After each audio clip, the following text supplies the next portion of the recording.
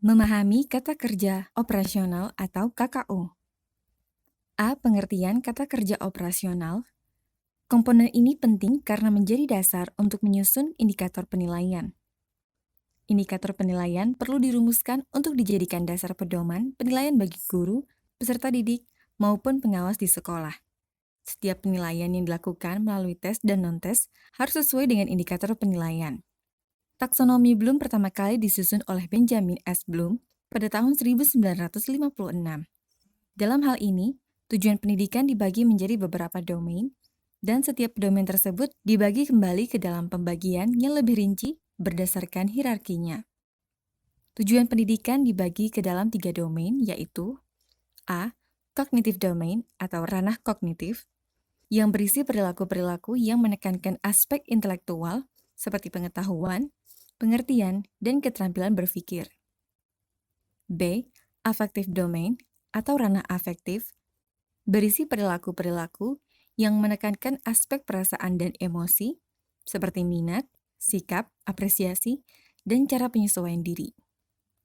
C. Psychomotor domain atau ranah psikomotor, berisi perilaku-perilaku yang menekankan aspek keterampilan motorik, seperti tulisan tangan, mengetik, berenang, dan mengoperasikan mesin. Daftar kata kerja operasional dengan 3 ranah yang biasa dipergunakan untuk menyusun indikator. Yang pertama, ranah kognitif. Kognitif adalah penilaian yang didasarkan pada perilaku atau behavior siswa yang diharapkan muncul setelah melakukan serangkaian kegiatan untuk mencapai kompetensi yang diharapkan. Berikut ini adalah contoh kata kerja operasional yang dapat dipakai untuk ranah kognitif.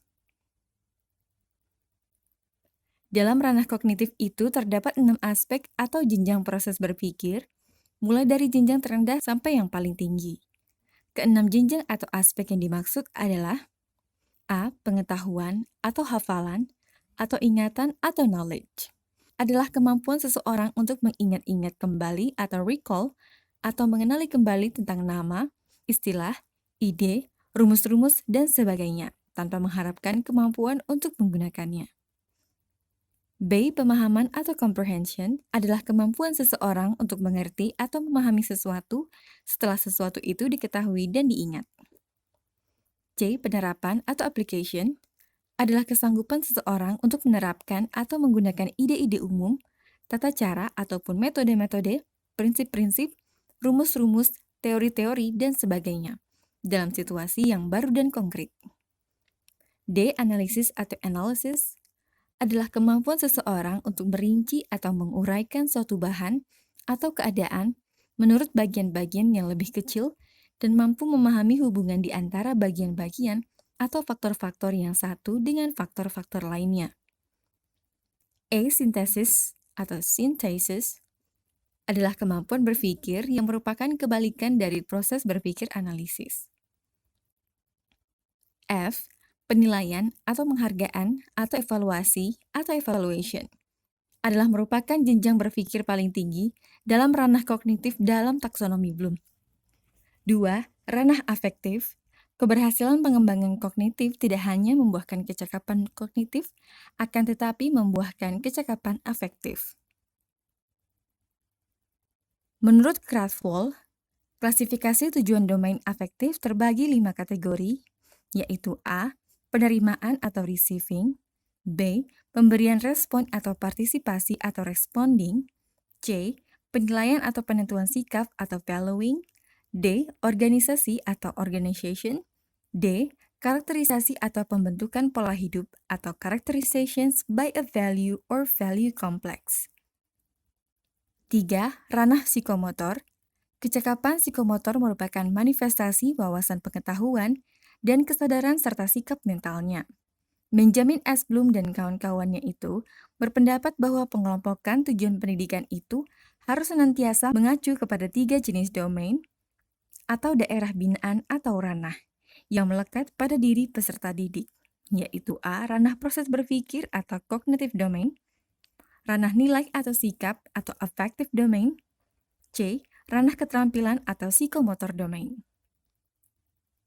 Indikator psikomotorik merupakan perilaku atau behavior siswa yang diharapkan tampak setelah siswa mengikuti pembelajaran untuk mencapai kompetensi yang telah ditetapkan.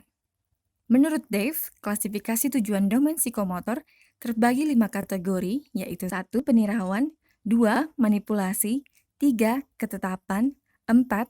Artikulasi, 5. Pengalamiahan.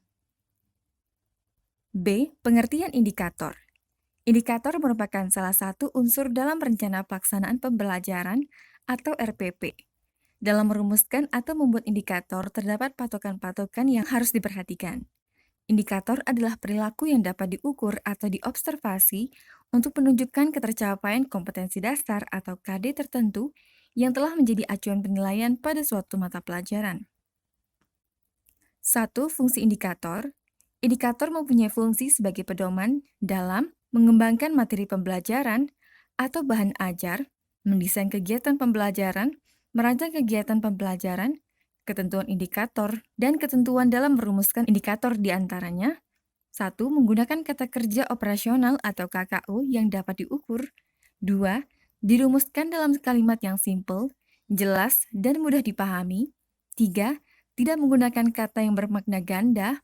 4. Hanya mengandung satu tindakan. 5. Memperhatikan karakteristik mata pelajaran, potensi, dan kebutuhan peserta didik, sekolah, masyarakat, dan lingkungan atau daerah. 2. Langkah-langkah membuat indikator. Menganalisis tingkat kompetensi yang digunakan kompetensi dasar.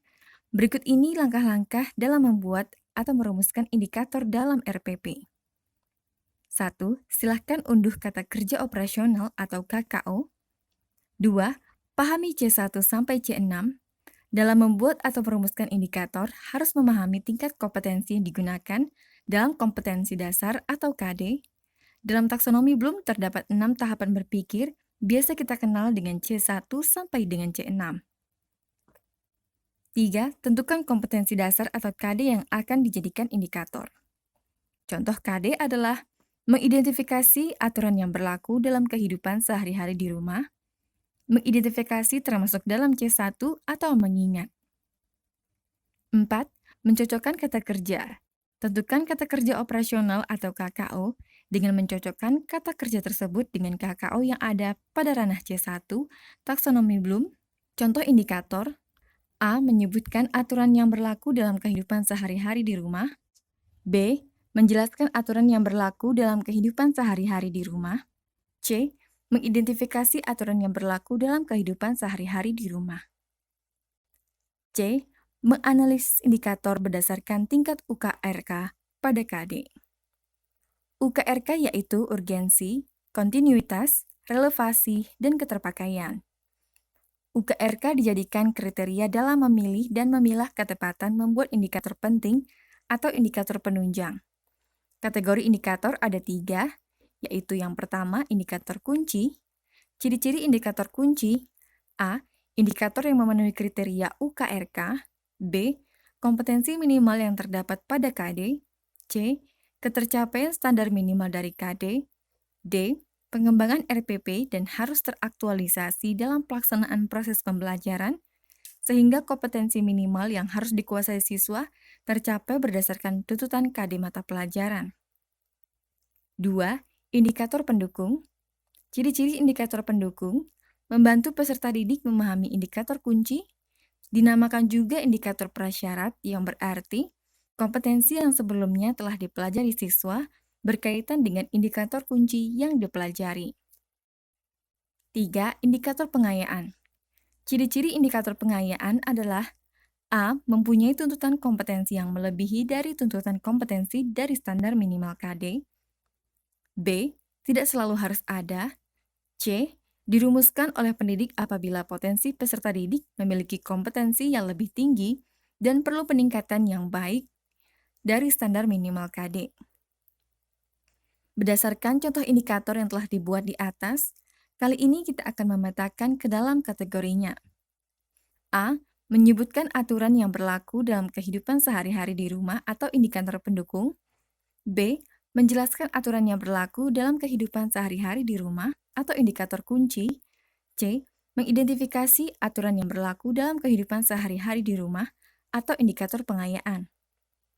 Indikator yang harus diujikan kepada siswa atau dinilai adalah indikator kunci.